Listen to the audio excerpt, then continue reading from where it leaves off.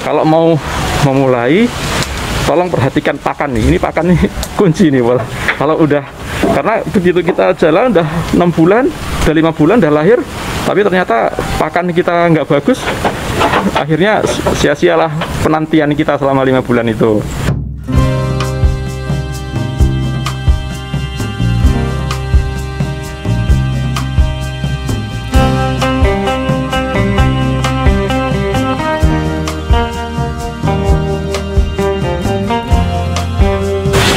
Assalamualaikum warahmatullahi wabarakatuh.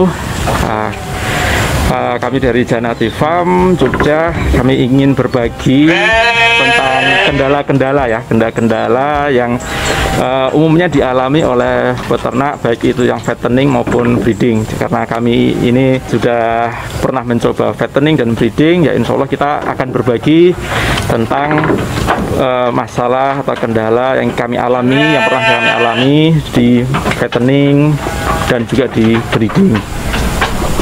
Kalau untuk kendala-kendala, jadi saya dulu pernah di fattening juga. Jadi kendalanya ketika fattening itu ada beberapa ya. Jadi pertama, fattening itu kita domba datang itu dalam jumlah banyak ya, kita di atas 50 ekor itu datang misalnya itu.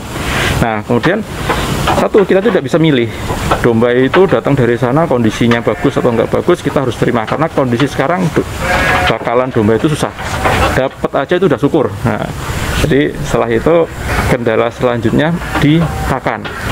Nah ketika kita di pakan ini, kita kan berpacu antara pakan, kenaikan berat badan, dan waktu. Nah dalam waktu 2-3 bulan kita harus memperoleh kenaikan berat badan sekian. Nah itu nanti kita bandingkan dengan pakan yang kita berikan, harga pakan. Biasanya kalau di fattening ini harga pakan itu lumayan mahal. Untuk saat ini biasanya itu di harga 4.500 ke atas. Nah coba kita bayangkan sendiri, 4.500 per kilo kalikan berat, biasanya kita kasih 5% dari berat badan. Misalnya berat badannya itu 20, nah kalikan 5% berarti 1 kilo. Jadi 1 kilo kita kalikan, katakan 5.000 aja, 5.000. Nah kemudian dalam 1 bulan berarti ada 5 dikali 30, 150. Nah nanti misalnya 3 bulan ya berarti 450.000 kita semua keluar untuk satu ekor aja. Nah kalikan berapa ekor. Nah situ kita harus berani, kita harus benar-benar mendapatkan kenaikan berat badan yang tinggi ya. Misalnya ADG lah, ADG itu kenaikan berat badan rata-rata tiap hari itu minimal biasanya kalau bisa bagus itu 150 gram. Nah kalau kurang dari itu, nah itu siap-siap hitungan di belakangnya itu kita rugi. Nah itu benar-benar kita harus berpacu dengan waktu dan dengan margin. Nah umumnya biasanya sih kalau misalnya bagus tuh dapat per ekornya itu dapatnya margin 100.000. Nah kendala fattening di situ. Kemudian kalau kematian satu ekor domba ini seperti tadi saya bilang, kita untung satu ekor tuh mungkin sekitar 100. Tapi ketika satu ekor kematian tuh sekitar biasanya mungkin harganya tergantung ya, waktu harga datang itu katakan mungkin sekitar di 600. Gitu satu ekor mati, nah kita berarti 600, artinya kita harus menutup penjualan keuntungan 5 ekor domba atau 6 ekor domba baru kita bisa untung. Nah di situ itu kita harus benar-benar siap di situ. Jadi caranya ya harus kita benar-benar persiapkan, baik itu dari SOP kedatangan harus kita siapkan, kandang juga kita siapkan. Nah kandang sendiri pun juga ada tantangannya. Kandang itu di awal saya buat fattening itu, kandang saya buat tampungan urin. Nah kita waktu itu sempat jual ini juga pupuk cair. Alhamdulillah pupuk cair permintaannya bagus sampai kita kewalahan juga. Nah tapi ada kerugian di situ, yaitu kita harus nyemprot air sehingga urin itu terbilas. Nah, saat itu ini pelajaran aja buat teman-teman juga. Jadi kalau misalnya kita mau menampung air urin itu harus di flushing, dibersihkan pakai air. Kalau enggak, waktu itu di kasus saya ini uap amoniaknya itu naik. Nah, itu bisa mengurangi kenaikan berat badan.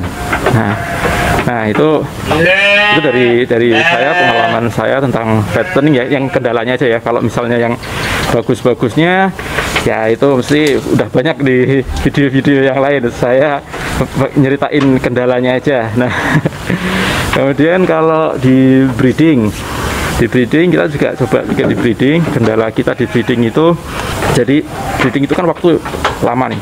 Kita datangin domba, jantan dan betina. Nah, kita kawinkan, kemudian kita tunggu waktu lama. Nah, biasanya tingkat kerawanan itu terjadi ketika dia kelahiran.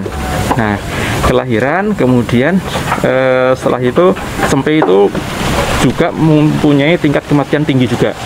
Jadi ketika lahir ada resiko kematian di induk dan di cempe. Nah, setelah lahir hingga 2 bulan itu tingkat kematian cempe itu tinggi. Nah, kalau di waktu di kelahiran itu faktor yang mempengaruhi seperti yang saya bilang itu, jadi asupan pakan yang kurang. Nah, asupan pakan yang kurang, kadang kita kasih pakan tapi kita kadang cuman terlalu mengandalkan hijauan, padahal kan kita butuh yang tadi ya lengkap ya, ada protein, ada karbohidrat, ada sumber serat juga. Jadi itu harus disatukan dalam satu ya, mungkin jadi complete feed itu. Nah, itu harus komposisi pakannya itu harus disesuaikan dengan kebutuhannya.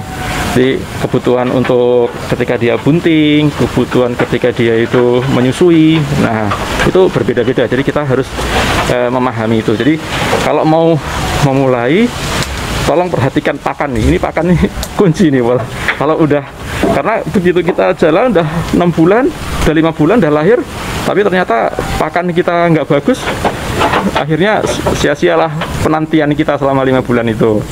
Nah, selain itu kendala yang saya pernah alami juga cacingan. Nah, ini cacingan ini buat kita itu suatu masalah yang besar ya, karena kita pernah mengalami itu. Jadi cempe itu ada beberapa cempe itu yang dia itu keluar ini ya, cacingnya dari anusnya itu ketika dia keluar. Nah itu juga perlu diperhatikan untuk masalah SOP tentang obat cacing. Jadi di kita juga buat ini di sini, ini adalah saya buat catatan ini. Ini adalah kandang A. Misalnya nih, nomor induk, kemudian dia tanggal masuk kandang 11 Agustus, kemudian status laktasi 1. Nah, ini obat cacing. Obat cacing ini juga kita harus kasih tanggal, jangan sampai terlewat ya. Ini harus selalu kita pantau gitu. Karena cacing ini mengurai bisa mengakibatkan kematian dalam waktu yang pelan-pelan, tapi hasilnya kematian juga.